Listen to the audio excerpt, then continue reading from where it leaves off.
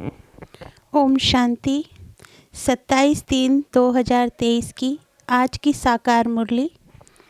बाबा कहते, मीठे बच्चे, बाप समान निडर बनो, अपनी अवस्था साक्षी रख, सदा हर्षित रहो। याद में रहने से ही अंतमति सो गति होगी। प्रश्न: खुश नसीब बच्चे सदा फ्रेश और हर्षित रहने के लिए कौन सी विधि अपनाते हैं? उत्तर: दिन में 2 बारी ज्ञान स्नान करने की। बड़े आदमी फ्रेश रहने के लिए 2 बार स्नान करते हैं। तुम बच्चों को भी ज्ञान स्नान 2 बारी करना चाहिए। इससे बहुत फायदे हैं। 1. सदा हर्षित रहेंगे। दूसरा, खुश नसीब तकदीरवान बन जाएंगे। तीसरा, किसी भी प्रकार का संशय निकल जाएगा।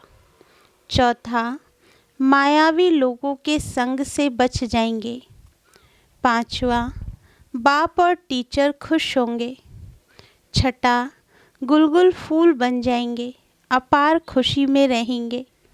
गीत: जाग सजनिया जाग। ओम शांति। बाबा कहते, शिव बाबा बच्चों को बैठ समझाते हैं।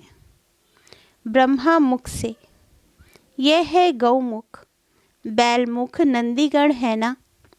गीत भी सुना। साजन कहते हैं सजनियों को, अब सजनियाँ सिर्फ फीमेल तो नहीं, यह मेल्स भी सजनियाँ हैं। जो भी भक्ति करते हैं, भगवान को याद करते हैं, तो हो गई सजनियाँ। साजन तो एक है। साधु भी साधना करते हैं भगवान से मिलने के लिए, तो वह भी सजनियाँ ठहरे। वह एक भगवान कौन? एक तो कहा जाएगा गॉडफादर को। जैसे वर राजा को आना पड़ता है वन्नी स्त्री को ले जाने के लिए, यह सब है वन्नियाँ साजन को याद करती हैं, तो जरूर आना पड़ेगा। एक के लिए तो नहीं, सबके लिए आना पड़ेगा। और सभी सजनियाँ दुखी हैं, कोई ना कोई रोग बीमारी आदि होगी जरूर। तो यह हो गया नरक। स्वर्ग में है सुख, नरक में है दुख। इस समय हम सब हैं नरकवासी। सजनियाँ अर्थात सब माया रावण की कैद में हैं। बेहद का बाप बेहद की बातें ही समझाएंगे। सारी दुनिया कैद में है, इसको दुख धाम कहा जाता है। धाम अर्थात रहने की जगह। कलयुग में है दुख, सतयुग में है सुख। दैवी संप्रदाय, आसुरी संप्रदाय, यह है गीता के भगवान शिव के महावाक्य। वे खुद कहते हैं, सजनिया अब नवयुग आया, यह पुरानी दुनिया है। साजन कहते हैं, अब जागो, अब नया युग सतयुग आता है। गीता से स्वर्ग स्थापन किया था। गीता भारत के देवी देवता धर्म का शास्त्र है। जो देवता धर्म अब प्राय लोप हो गया है। प्राय अर्थात बाकी आटे में नमक जाकर रहा है। चित्र है, लेकिन अपने को कोई भी देवता नहीं मानते। यह भूल गए हैं कि सतयुग में देवी देवता धर्म था, जिसको ही स्वर्ग कहा जाता है। जब लक्ष्मी नारायण का राज्य होगा, तब वे ऐसे नहीं कहेंगे कि अब स्वर्ग है। फिर तो यह भी समझें कि नरक होना है। यह सब राज हम अभी जानते हैं। 5000 वर्ष पहले स्वर्ग था, अब नरक है। देवी देवता धर्म की टांग टूटी हुई है। यह बातें और कोई गीता सुनाने वाला बता ना सके। बाबा कहते हैं, सर्वशास्त्रमयी शिरोमणि गीता है। गीता का भगवान ही गीता द्वारा भारत को स्वर्ग बनाते हैं। फिर आधा कल्प वहाँ गीता की दरकार नहीं, वहाँ तो प्रारब्ध है। बाबा खुद कहते हैं, यह ज्ञान प्रायलोप हो जाता है। अभिलोप है ना। हम रोज नई नई बातें सुनते हैं। वह तो 18 अध्याय सुनते आए हैं, उसको नया कौन कहेंगे। पूरे 18 अध्याय लिख दिए हैं। यहाँ तो हम पढ़ते रहते हैं, योग लगाते रहते हैं, इसमें भी टाइम लगता है। ज्ञान और योग दोनों भाई बहन हैं। बाबा कहते हैं ध्यान से ज्ञान श्रेष्ठ है, क्योंकि उससे ही तुम जीवन मुक्ति पा सकेंगे। ऐसा कोई कह ना सके कि हमको साक्षात्कार हो तो पुरुषार्थ करें। सामने श्री कृष्ण का चित्र देख रहे हैं, ऐसे प्रिंस प्रिंसेस बनेंगे, फिर जो चाहे सो बनो। प्रिंस प्रिंसेस बनते हैं, यह तो मानना चाहिए ना। अब नवयुग आ रहा है, जहाँ जीत वहाँ जाकर प्रिंस बने का जन्म लेंगे। रत्न जड़ित मुरली भी होगी, यह निशानी है। श्री कृष्ण को भी मुरली दिखाते हैं, क्योंकि शहजादा है ना। बाकी वहाँ ज्ञान की कोई बात नहीं। ज्ञान का सागर तो एक शिव बाबा है।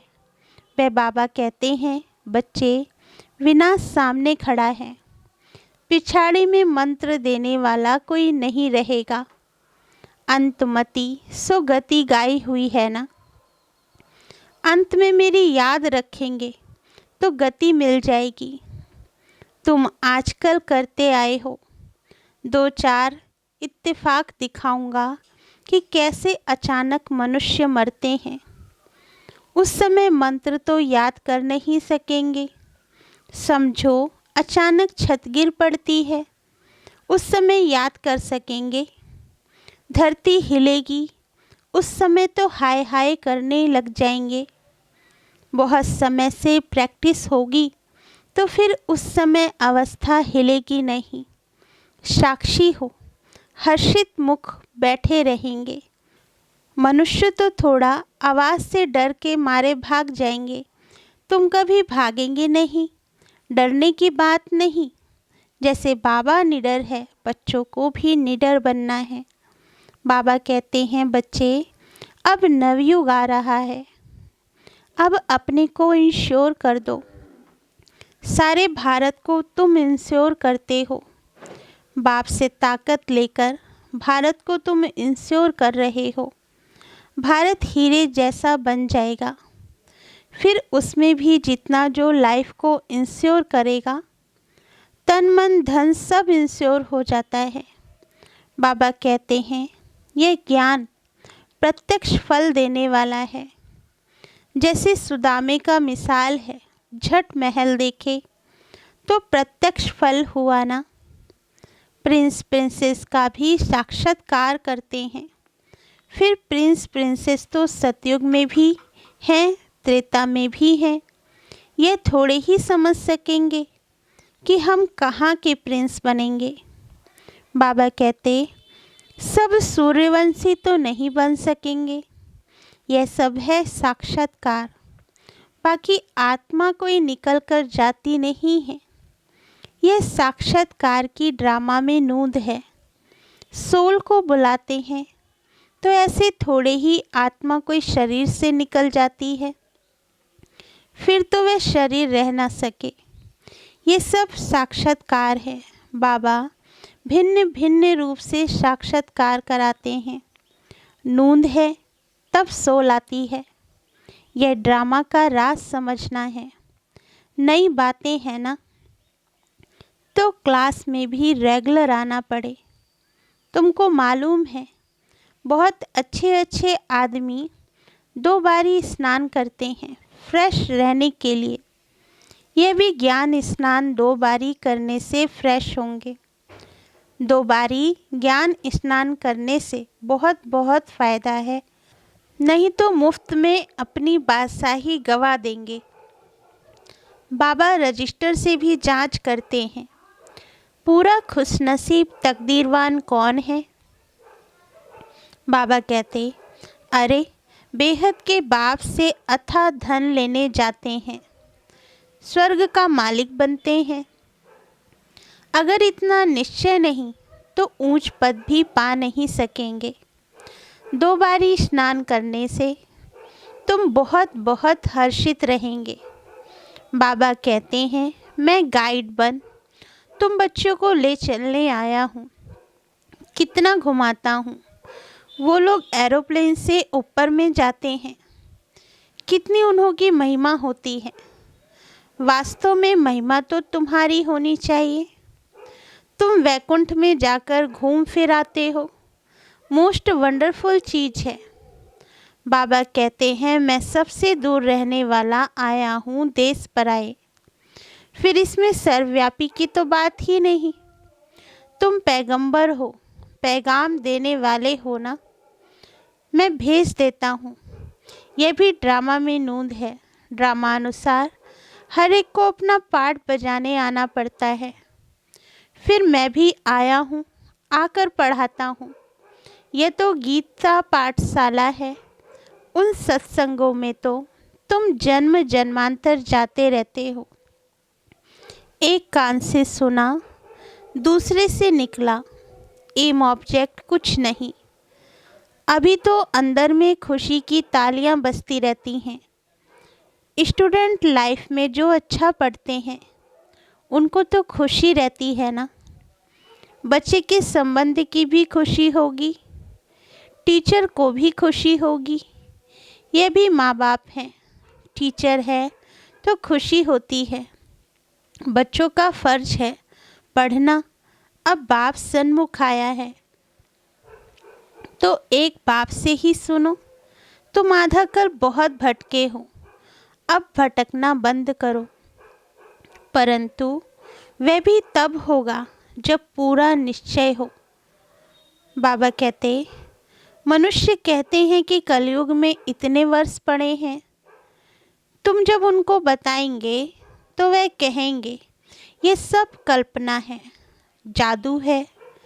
बस अबलाएं वहाँ ही बैठ जाएंगी।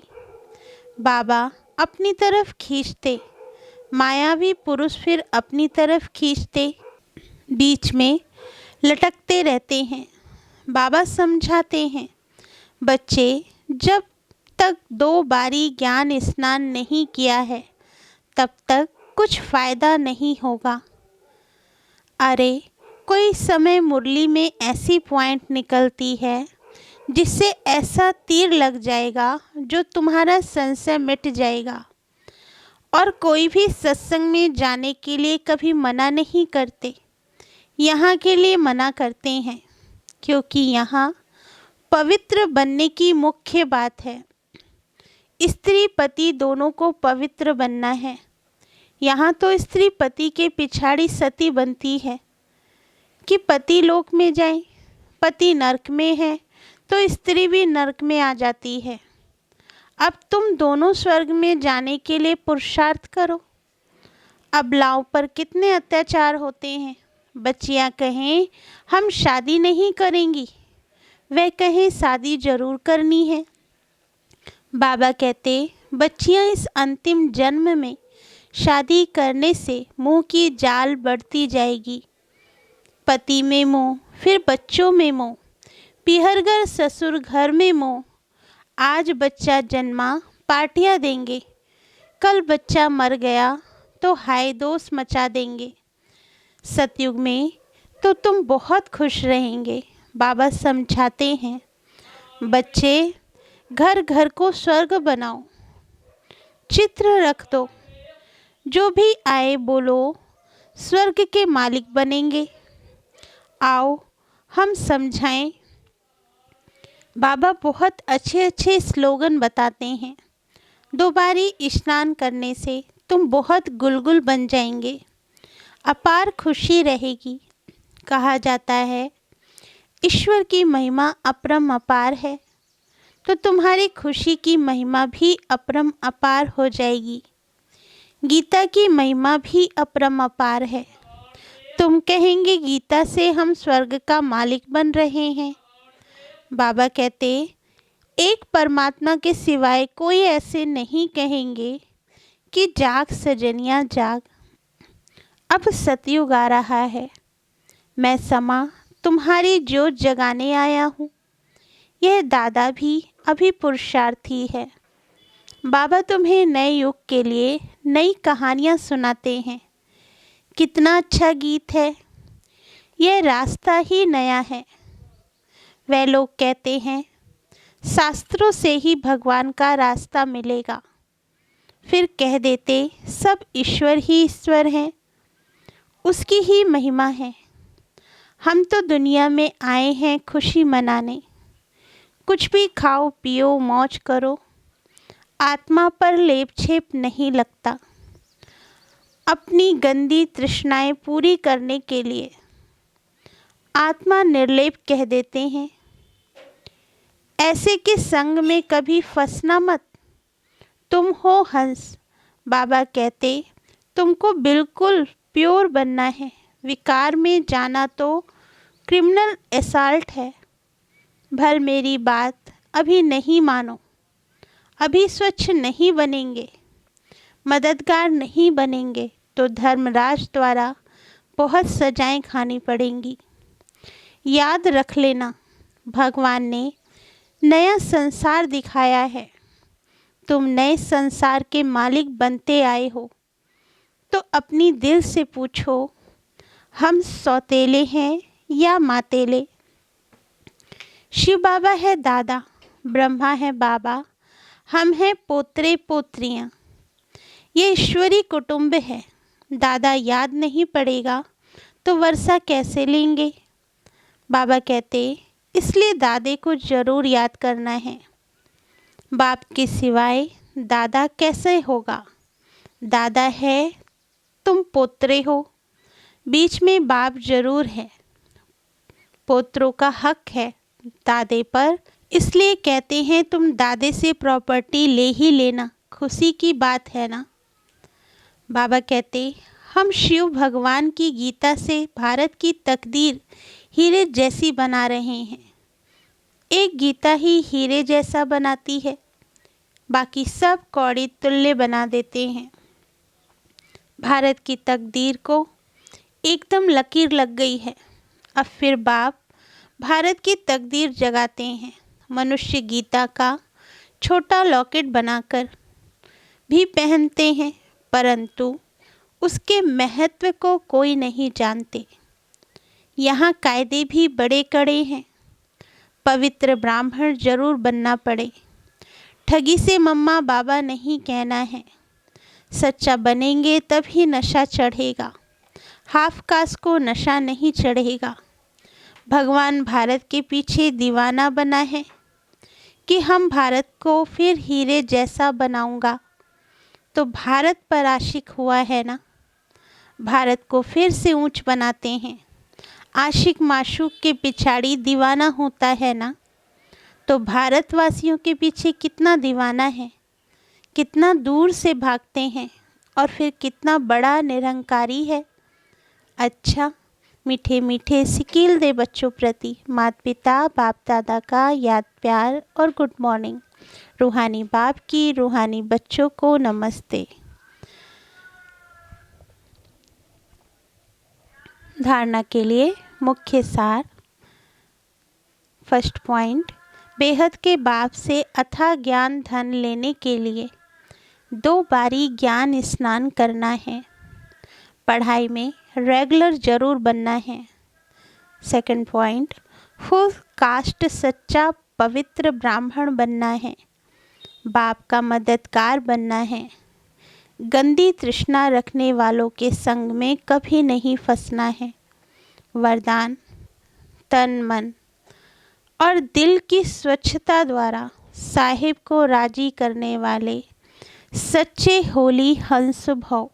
वरदान का सार, स्वच्छता अर्थात मन वचन कर्म संबंध सब में पवित्रता।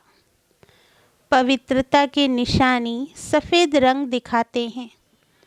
आप होली हंस भी सफ़ेद वस्त्रधारी साफ दिल अर्थात स्वच्छता स्वरूप हो। तन मन और दिल से सदा बेदाग अर्थात स्वच्छ हो। साफ मन व साफ दिल पर साहिब राजी होता है। उनकी सर्व मुरादें अर्थात कामनाएं पूरी होती हैं। हंस की विशेषताएं स्वच्छता है, इसलिए ब्राह्मण आत्माओं को होली हंस कहा जाता है। स्लोगन: जो इस समय सबको सहन करते हैं वही शहंशाह बनते हैं। अच्छा, ओम शांति मीठे बाबा।